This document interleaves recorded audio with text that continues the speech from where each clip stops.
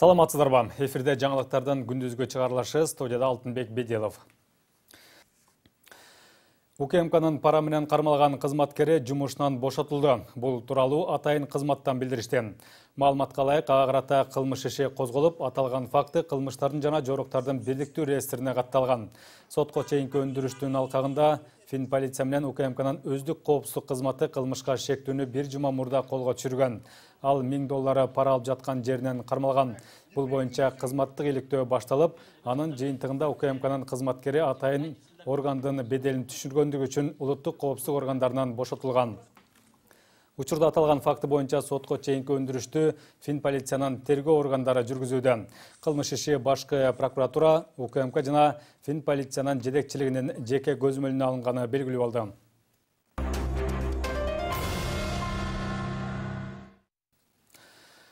Өткөн сутка ичинде Кыргызстанда COVID-19 илдетинен каза болгондор катталган жок. Бул тууралуу Саламаттыкты сактоо министрлигинин коомдук саламаттыкты сактоо башкармалыгынын башчысы Айнура Акматова билдирди.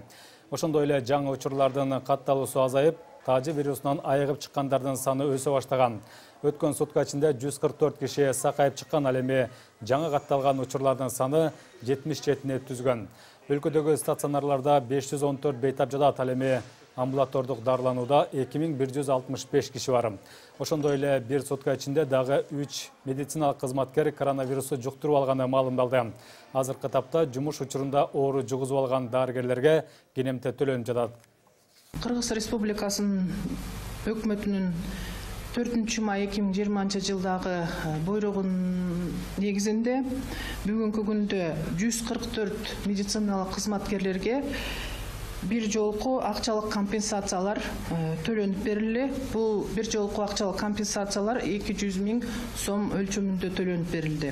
Ал эми каза болгон 21 медициналык кызматкерлердин үй бүлөлөрүнө бүгүнкү күндө 1 миллион сомдон төлөнүп берилди. Дүйнө жүзү боюнча акыркы бир сутка ичинде коронавирустан улам 7000ден ашуун адам каза болду. COVID-19 боюнча жалпы көрсөткүч 28,5 миллионго чукулдады. Бейтаптардын жарымынан көбү сакайып чыкса, 900 000ден ашуун киши көз жумган. Коронавирус эң көп катталган мамлекеттердин сап башында дагы деле АКШ турат. Аталган өлкөдө 6 миллиондон көп киши вирус жугузуп алып, 190 000ден ашууну ооруну жеңе албай каза болгон. Экинчи орунга Индия өлкөсү чыкканы белгилүү. Бул жакта коронавирус инфекциясы 4,5 миллионго жакын адамдан аныкталып, 76 000дейи ажал тапкан. Ал эми Бразилия 3-чү орунда. Ал жакта вируска кабылгандар 4 миллиондон ашты. 130 000дей бейтап көз жумган.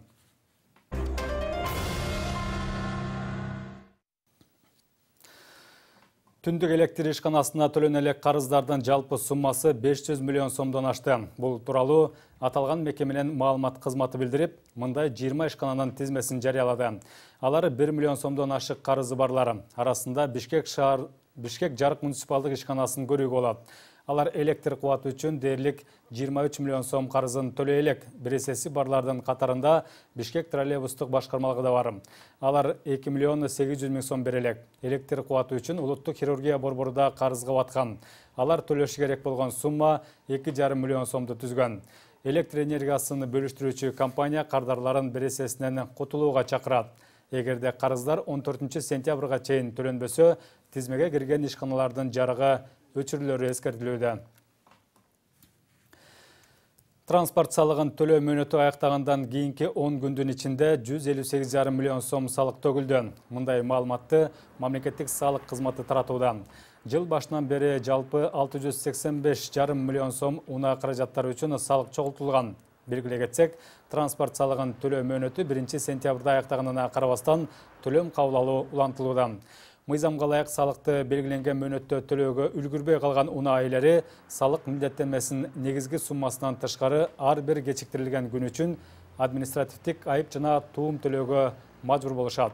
Жеке жактар үчүн айыптын өлчөмү 1000 сомду, юридикалык жактар үчүн 5000 сомду түзөт. Сиздер ушул саатка алынган жаңылыктар менен тааныштыңыздар. Биздин каналдан алыстабаңыздар.